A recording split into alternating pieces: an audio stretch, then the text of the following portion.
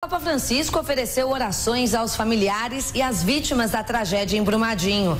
Ele manifestou solidariedade à cidade mineira direto do Panamá, onde participou da Jornada Mundial da Juventude. Durante uma bênção, o Papa rezou pelos feridos e por toda a população. Desejo expressar meu sentimento de pesar. O Papa disse desejar expressar os sentimentos de pesar pelas tragédias que atingiram o estado de Minas Gerais, no Brasil, o estado de Hidalgo, no México. Disse que confia a misericórdia de Deus, todas as pessoas falecidas e, ao mesmo tempo, reza pelos feridos e também expressa o afeto e proximidade espiritual às famílias e a toda a população.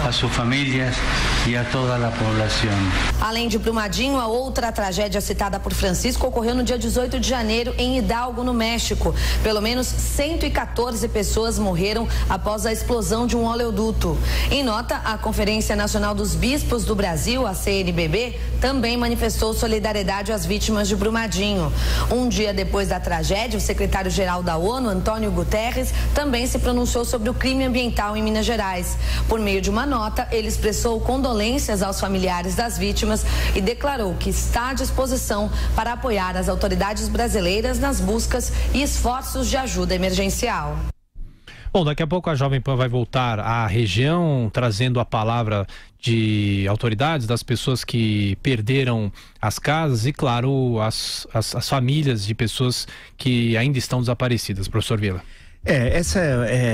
Certamente essa questão tem muitas entradas nesse tema e que vão ser aprofundadas durante tantos e tantos dias, que eu espero que a gente não esgote essa discussão e não esqueça. O grande problema do Brasil é sempre o esquecimento, que gera impunidade e a repetição de crimes, não tragédias, mas crimes como o cometido pela Vale em Mariana e 3 anos depois agora em Brumadinho e tal. Muitas questões. Eu já vi inclusive intervenções oportunistas, misturando privatização com acidente, como se tivesse uma vinculação direta entre a empresa ter sido privatizada e o desinteresse da conservação do meio ambiente e das vidas humanas, tanto do entorno, das cidades do entorno, das comunidades que viviam em torno do empreendimento, como também dos seus funcionários. Não há uma relação entre fato e outro. O que há é uma inépcia por parte das autoridades, desde o governo federal, do governo estadual, né? Porque não cabe à prefeitura, por exemplo, a questão de licenciamento ambiental, né? Caberia sim, e não há, e é incrível no caso dessa tragédia, nenhum treinamento feito pela população, nenhum treinamento. E no episódio de ontem, quando tocou as sirenes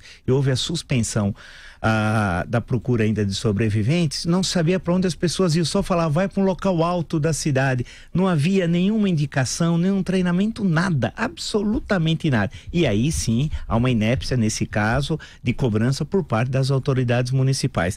Quando você observa os dados da Vale, e aí é necessário, por isso que eu fiz aquela introdução em relação à questão da não misturar privatização com crimes ao meio ambiente, que não há nenhuma relação entre um fato e outro, mas é importante destacar que a empresa Vale tem uma forte presença de capital estrangeiro. Não sei até que ponto, se a maioria do capital, porque a informação que eu tenho é que no mínimo 48% do investimento era estrangeiro tal.